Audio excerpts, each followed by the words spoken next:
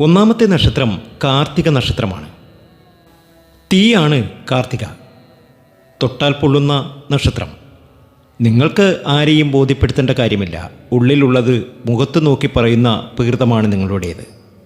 ഇത്രയും നാൾ സംഭവിച്ചത് നിങ്ങളുടെ ഈ നേരായ സ്വഭാവം കാരണം പലരും നിങ്ങളെ തെറ്റിദ്ധരിച്ചു. അഹങ്കാരിയാണെന്ന് മുദ്രകുത്തി. ശത്രുക്കൾ നിങ്ങൾക്ക് ചുറ്റും കൂടി. ഇനി സംഭവിക്കാൻ പോകുന്നത് ഇനി നിങ്ങൾക്ക് ആരെയും പേടിക്കണ്ട എന്ന് തന്നെയാണ്.